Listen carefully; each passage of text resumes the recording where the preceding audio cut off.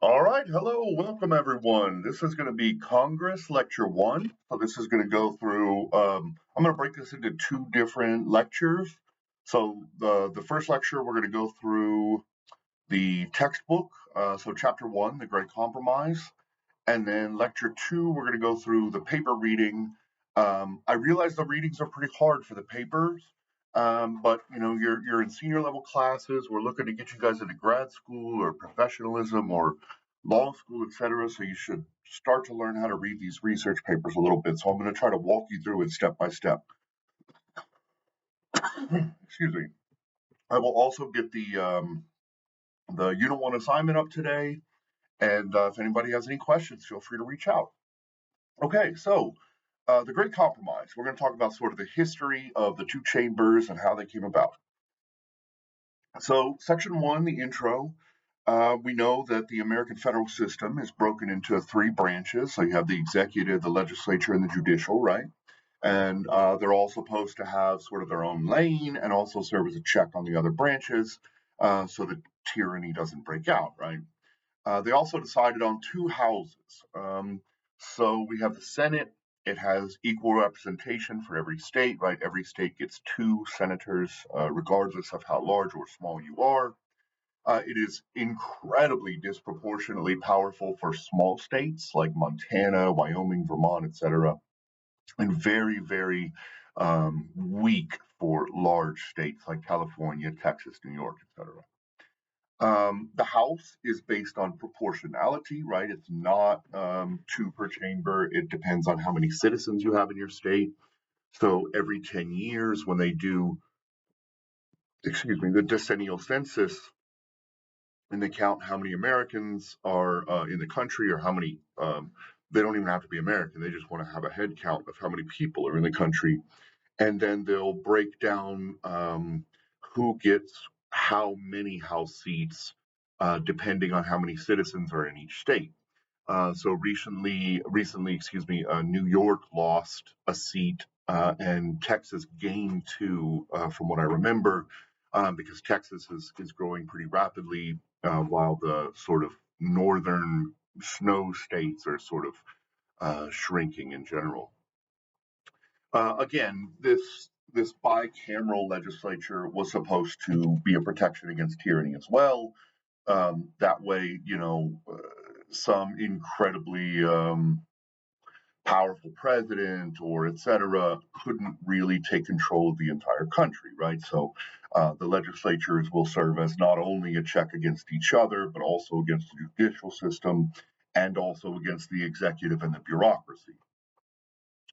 Um, Basically what was happening is we had a pretty small chamber, and then it kept growing and growing because of the American population was growing. So in the 1910s, during the Progressive period, I don't remember which exact year it was. Congress set a cap of 435 members, so that's where we sit today. There are 435 voting members, but there are also a handful of other members from the territories and Washington D.C., which we'll talk about. And then it used to be interesting because there would be enormous, like millions of voters districts versus, say, some rural places where it was like 40,000 voters. So there was very disproportionate.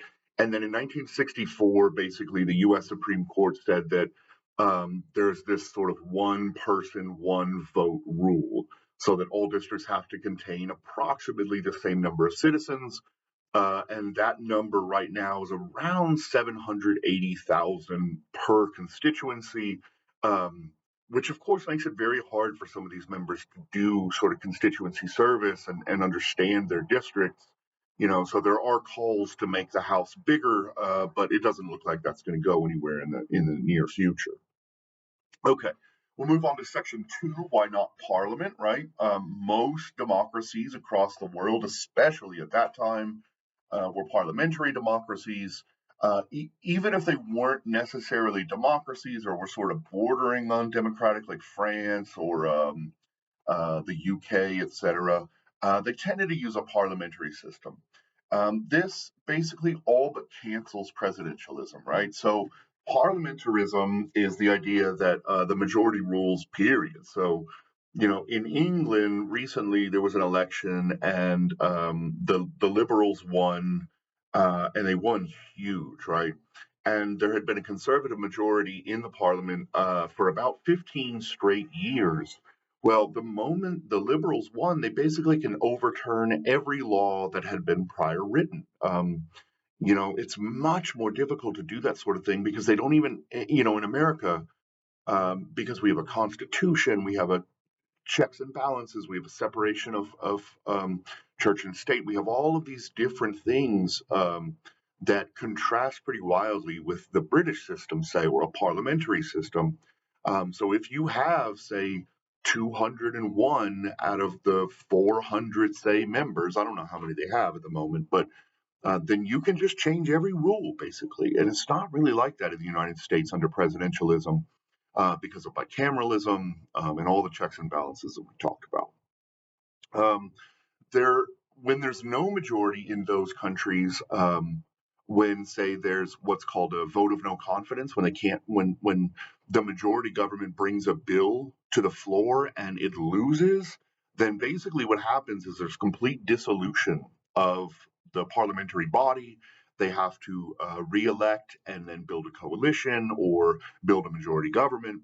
And this can become very chaotic, right? So if you look at countries like Italy or Greece or Portugal, where there are multiple different parties all vying for power, none of which get a majority of the electorate, they all have to sort of figure out how to jumble themselves into a governing coalition, and it can take time and it can be very chaotic, and you can get some weird mixes of parties. Um, One of the main reasons that they ended up deciding that there should be two houses was that there were a lot of sort of worries from the elites that there would be confiscatory democracy, where the masses basically would rise up and vote for, communism, socialism, etc. We've never really had that problem in America, but there were a lot of worries at the beginning, sort of our founding, especially when you look at things like Shays Rebellion and others, about the confiscation of land, of wealth, etc., because of the democracy means there's way more poor or middle class than there are rich, right? Who have power because they get to vote now. So there were a lot of worries that they would vote to raise redistributive taxes, redistribute land, etc. Um, I would also point out that party unity is incredibly lower in the United States and in presidential systems in general than in parliamentary systems, right? You really, really have to toe the line in parliamentary systems because your party won't support you in the future. You may bring about the dissolution of the government and lose your seat in the next election. You will never get sort of a bureaucratic um, either like a committee chair or the head of a bureaucracy like the secretary of state or whatever, because you have to be a high ranking member in the party to get those positions, whereas in America the president just kind of gets to pick. And so, you know almost invariably in parliamentary democracies, the bureaucratic leaders come from the legislature, from the majority party. And it's not like that in the United States, where the president picks and basically the Senate, for the most part, almost invariably approves those bureaucratic positions. Right? There are a couple of ones that go weird, but for the most part, they get voted in. And in the United States, what really comes first is name making and constituency building, right? Like being a big name in your constituency. And we don't just see this in America, we see this in a lot of presidential democracies where, if you look at Brazil, it's sort of the same. There's very little party unity. If you look at the United States, it's very little party unity. If you look at a country like, what are some other presidential democracies? They're mostly in South America, and there's a handful in Africa, but most of the democracies on Earth are parliamentary. Okay. The final thing I would point to, I guess there's two more. Because we have a sort of first past the post system, we don't have any third parties in America, right? Um, because we don't have a proportional representation voting system. So we don't have to build coalition governments, right? So you just get a very stable 4-year government, and then you have another election, you get another stable 4-year government. In places like Italy or Spain, sometimes it can be like every 6 months they need a new government. They got to rerun elections, and they got to build another government, and it can be really chaotic. The U.S. system we should point out, is a lot slower, right? Because of all of these checks and balances, it's a lot less efficient. But majority rule can also be really chaotic when you get regime changes, especially when there's some big fiasco, or there's a national emergency, or there's a war. Um, we know for a fact that these things can lead to sort of dictatorships because the people are more willing to give up power to these sorts of democracies, whereas presidential democracies generally tend to be a little more stable. I guess I would point towards South America again, where it's a little less stable because of all of the military involvement. But you don't get all of these giant churning of governments over and over year by year. Okay. Section 3, all laws necessary and proper. One of the very most important articles of the Constitution is Article 1, Section 8, which is generally known as the Elastic Clause or the Necessary and Proper Clause. So the Constitution lays out some pretty heavy and explicit powers for the federal government and the legislature. But then it also sort of sneakily says, well, Congress also has the power to write laws that are, quote, necessary and proper for the maintenance of the Union. And so this can be a real battle between the states and the federal government as to what is necessary and proper if it wasn't explicitly outlined in the Constitution, right? Um, Congress generally has the power of the purse, so this is mostly in the House of Representatives, where they come up with a budget. We know constitutional amendments take 2/3 of both houses, right? Can you imagine getting 68 senators to vote for the same thing? And 2/3 of all states must ratify a constitutional amendment. And this is why amendments are so difficult to pass.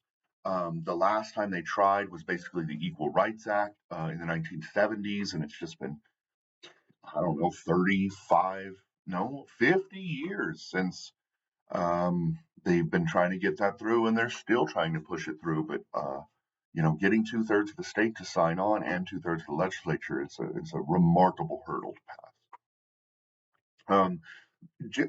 The Constitution itself says that the legislature has the war powers, right? They can raise an army and the navy and fund the national defense. They approve the treaties.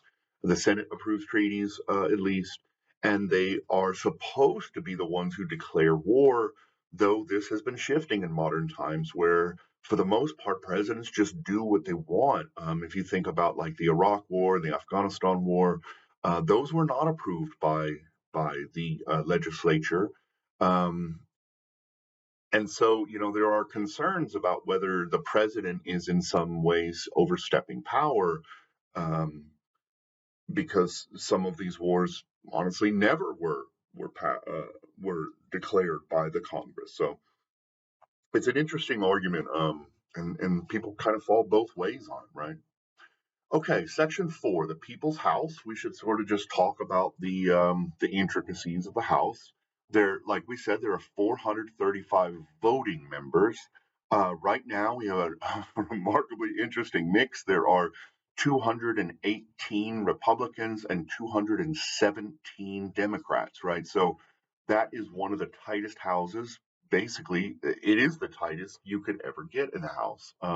And so there are concerns about, from the Republican Party at least, about whether they will be able to pass all of the initiatives that they want, because they have 53 voting members in the Senate, but they only have a single vote that could ruin their legislation if they can't get all 218 Republicans to vote against the 217 Democrats, right? So it'll be really interesting to watch Congress in the future, or at least for over these next 2 years, just because of how remarkably razor thin the margins are.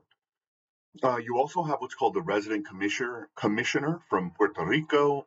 They cannot vote, but they can sort of, be on committees and they can talk on the floor and they can make suggestions, but they can't actually vote. You also have two delegates from Washington, D.C., who also cannot vote, strangely enough. Um, and, these two members claim basically that, this is completely antithetical to the American system. You tax us, and yet we do not have representation in the House of Representatives. So it's a very strange thing that basically only Washington, D.C. proper does not have representation in the House that can actually vote on laws. So, really interesting. Finally, there's three more from the territories like Samoa, etc.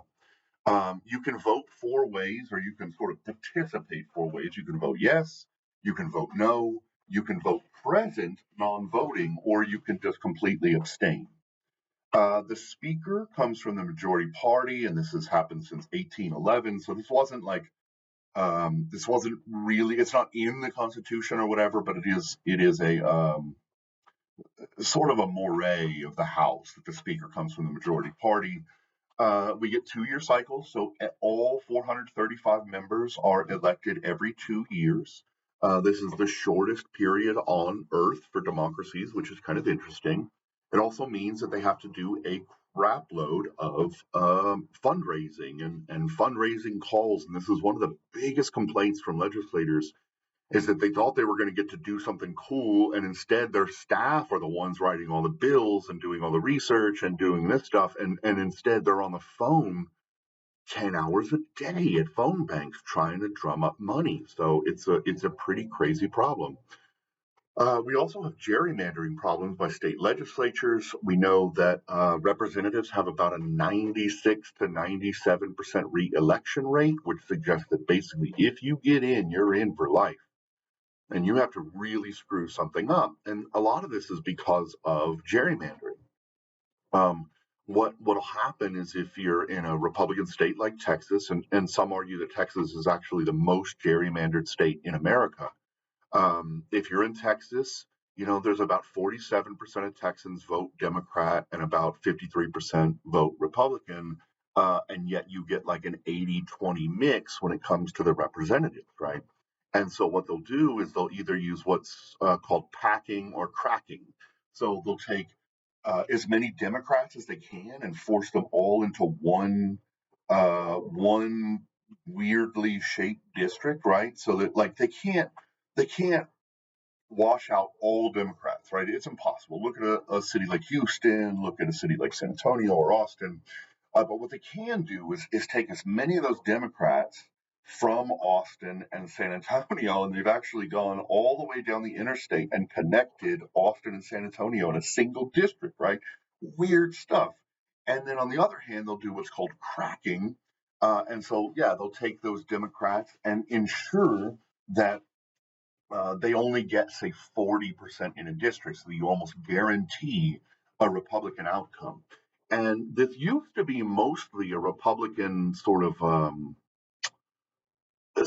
behavior.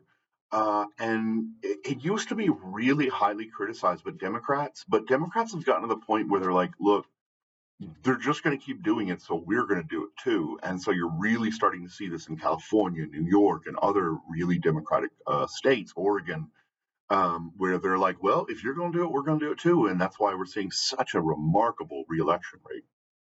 Okay. Section 5, the final section that I'll talk about, is the Senate. So we should also talk about just the basic rules. The Senate has 6 year terms, basically 30 every 2 years. 33 senates go up. 2 years later, 33 more senators go up, and then 2 years later, 34 senators go up, right? So basically, 1/3 of the Senate is reelected every 2 years, but they rotate. So you get a 6 year term. Um, the reason that they rotated them is, the argument from Madison and others was that it helps to protect against sort of quickly shifting public opinion so that the Senate can be a little bit more grounded rather than worrying about the latest national tragedy or the latest fad or whatever it is. Uh, Senators who, the Senate is far, far, far more decorous, has a lot more decorum than the House. The House can get pretty rowdy. There have been fist fights and attacks and all kinds of stuff, you lie and screaming out at each other. And, just this week, like one of the Republicans, I guess, challenged one of the Democrats to a fist fight. I mean, it just gets a little wild sometimes, right? But the Senate is a little bit more toned down. They have a really highly decorum based system. They're not really written rules, but they are very highly enforced by both parties on their own members, even. And if you do break a decorum rule, they can force you out of the building or they can force you to sit down and you lose your speaking privileges for the day, right? So it can be kind of embarrassing. It's arguably the most powerful upper house on earth. Most senates tend to be sort of only advise and consent, like the UK, where they have the Chamber of Lords or the House of Lords or whatever they call it. It's like their quote unquote Senate, but they can't initiate bills. They don't have any control over actual politics. They don't have any control over appropriations or budgets. They basically can just say, look, we don't like this. We'd like you to change some things, but they can't really do anything about it. That is not the Senate in the United States. The United States Senate is incredibly powerful, right? And the Senate Majority Leader is also incredibly powerful, as we saw with Mitch McConnell for like 15 years. So, yeah, very, very powerful chamber. Um, they were originally elected by the state legislatures because there were concerns that, the voting middle class basically wasn't smart enough to be able to choose their own senators. So it used to be the legislatures of the different states picked their senators. This changed again in the progressive era under the 17th Amendment, which was passed in 1913, right? Um, in the Senate, if there is a 50-50 vote, the vice president gets the tie breaking power. But for the most part, votes need 60 to pass, right? Because you have this cloture rule or filibuster.